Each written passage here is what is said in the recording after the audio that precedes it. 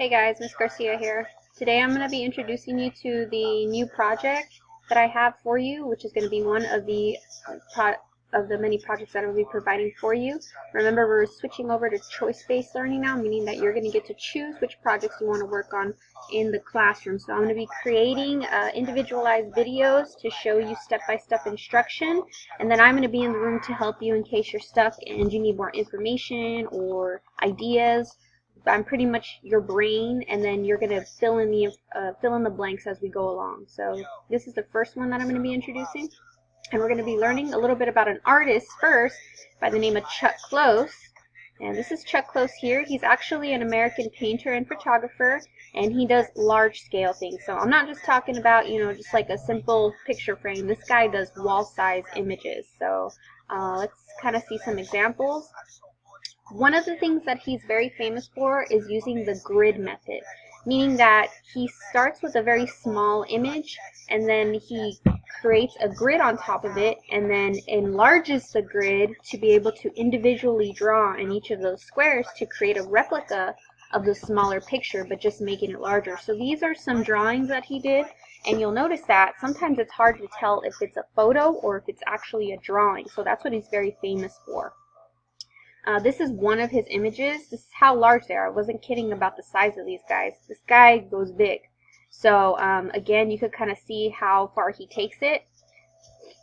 Now, unfortunately, at some point in his life, he ran into some kind of accident where basically he had a type of blood clot and ended up with a stroke, which pretty much left him disabled. So he was unable to use anything from the lower part of his body, and so at that point he had to ask himself, what is he going to be able to do, be an artist, because he lost the ability to use his hands. And now, did it stop him?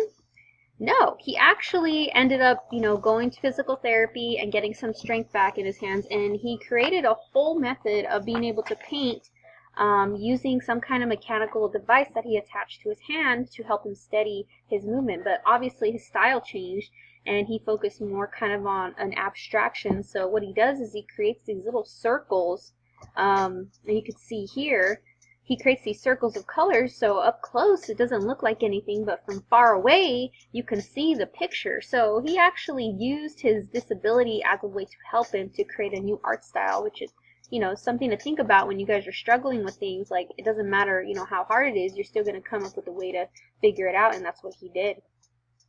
Now, that's a little bit about Chuck. The reason I introduced him is because you guys are going to be doing something similar. You're going to be gridding a 5x7 photo of a celebrity. Now, it doesn't have to just be a celebrity. You can do a person or from a photograph you have. You can also do a cartoon character if you feel that's going to be more comfortable for you. And you'll be editing the photo in a program if it's a color image. Now, if it's a black and white image already, you don't have to worry about it. But I have a video on how to do that on Classroom.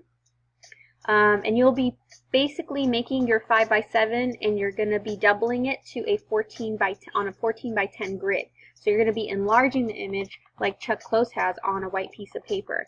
And you will basically get to choose the way that you want to design it once you draw it. So here are some examples from different students, or different types of ways that we've done this. This is the first way that I did this project, and basically I just had the students draw the image and fill it in with black Sharpie, and then I told them just to color it with color pencil in the back. So I kept it very simple then because I was still exploring the project, but I had one student that kind of created a pattern, and I thought that looked really cool. And for the following year, I wanted to change it up, so this was the second year that I taught it, and here I had the students basically incorporate texture into those areas that were black. So you can see they did all kinds of little textures and designs, and then I had them go over a little bit with pastel to give it some kind of colors and stuff, if you want to give it like a dust effect or a cloud effect. And these ones don't really have it, but this one you can kind of see it a little bit, but you can't see it too well. Or you can also do marbling techniques. So this was during summer school, last summer school, and the students either did Sharpie or crayon, black crayon, and what they did is they submerged their image into basically some kind of liquid that had colors sitting on top of it, and you swirl them, and it creates these really cool designs if you want to get more of a psychedelic thing. Now, I don't have the marbling stuff yet, but I'm planning on ordering it if you guys are interested in doing this technique. It's a lot of fun, and you really get into it's really cool to see the combinations that you come up with. So you have 3 different ways that you can do this project, or you can somehow combine all 3 of them together to make something really, really cool.